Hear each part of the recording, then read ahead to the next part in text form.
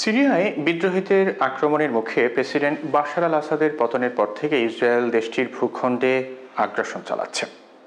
বাশার আল আসাদ রাশিয়ায় পালিয়ে যাওয়ার পর থেকে ইসরায়েল সিরিয়ায় অন্তত 480 বার আক্রমণ করেছে। জাতিসংঘের প্রতিবাদ সত্ত্বেও ইসরায়েল 1974 সাল থেকে দুই দেশের মধ্যে থাকা বাফার জোনেও সামরিক আগ্রাসন চালিয়ে যাচ্ছে। এই প্রথম নয় যে ইসরায়েল সিরিয়ায় আক্রমণ চালাচ্ছে।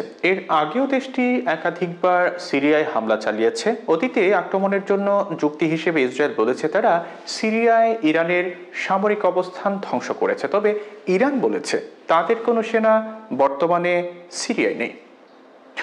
এখন ইসরায়েল বলছে তাদের লক্ষ্য সিরিয়ার সামরিক অবকাঠামো ধ্বংস করা।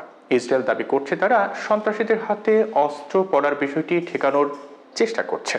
ইসরায়েল চিহ্নিত এই সন্ত্রাসবাদী শক্তিগুলোর মধ্যে আছে হায়াত তাহরির আল শাম, যারা আসাদকে ক্ষমতাচ্যুত করার অভিযানে প্রধান বিরোধী গোষ্ঠী ছিল। ইসরায়েল বলছে তারা সিরিয়ার সামরিক সুবিধাগুলোকে লক্ষ্যবস্তু করেছে। এর মধ্যে অস্ত্রাগার, গোলাবারুদ গুদাম, বিমানবন্দর, নৌঘাটি এবং গবেষণা কেন্দ্র আছে। ইসরায়েল গোলান মালভূমিতে অবস্থিত দুই দেশের মাঝের বাফার জোনেও সামরিক বাহিনী মোতায়েন করেছে। ইসরায়েল গোলান মালভূমির প্রায় 2/3 দখল করেছে এবং জাতিসংঘ নির্ধারিত 400 বর্গ কিলোমিটারের বাফার জোনেও এখন ঢুকে পড়েছে। তবে সাম্প্রতিক সময়ে, বিশেষ করে বিগত কয়েকদিনে ইসরায়েল সিরিয়ার রাজধানী দামেস্ক সহ আল মায়াদিন, তার্তুস ও মাসাইয়াফে আক্রমণও চালিয়েছে। পাশাপাশি লেবানন সিরিয়া সীমান্তের কুসাই ক্রসিং এবং দক্ষিণে খাল খালা সামরিক বিমানবন্দরেও হামলা করেছে। ইসরায়েল দাবি করছে তারা নিজেদের প্রতিরক্ষা নিশ্চিত করতে কাজ করছে। ইসরায়েলি প্রধানমন্ত্রী বেনিয়ামিন নেতানিয়াহু সাংবাদিকদের জানান যে গোলান মালভূমির পাশের সাবেক সিরিয়া অঞ্চল, যা 1974 সাল থেকে একটি নিরস্ত্রীকৃত এলাকা হিসেবে চিহ্নিত, এটি চিরকালই ইসরায়েলের অংশ থাকবে।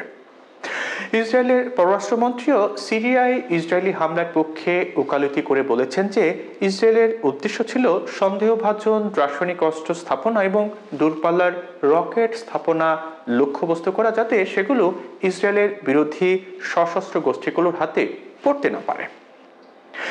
ইসরায়েল সিরিয়ার কাছ থেকে কি চায় তা এখনো স্পষ্ট নয়। দেশটির সরকার ইসরায়েলের প্রতিরক্ষার স্বার্থে কাজ করা ছাড়া আর কোনো বিবৃতি দেয়নি যা থেকে তাদের উদ্দেশ্য নির্ণয় করা যেতে পারে। তবে কিছু উল্লেখযোগ্য ইসরায়েলি ব্যক্তিত্ব দেশটির পরবর্তী পদক্ষেপ নিয়ে তাদের মতামত প্রকাশ করেছেন। ইসরায়েলের বিরোধী দলীয় নেতা বেনি গান্তজ সাংবাদিকদের বলেছেন যে এটি ইসরায়েলের জন্য ঐতিহাসিক সুযোগ। নীতি নির্ধারকদের প্রতি আহ্বান জানিয়ে তিনি বলেছেন ইসরায়েলের উচিত সিরিয়ার দ্রুজ, কুর্দি এবং অন্যান্য গোষ্ঠীর সঙ্গে সম্পর্ক উন্নয়ন করা। এ সময় তিনি ইঙ্গিত দেন যে ইসরায়েল ওইসব গোষ্ঠীর সঙ্গে সম্পর্ক উন্নয়নের চেষ্টা করতে পারে যারা বাশার আল আসাদকে উৎখাত করা সশস্ত্র বিরোধী জোটের বিরুদ্ধে ছিল। অর্থাৎ ইসরায়েল চাইছে সিরিয়ায় যেন সব সময় বিশৃঙ্খলা লেগেই থাকে।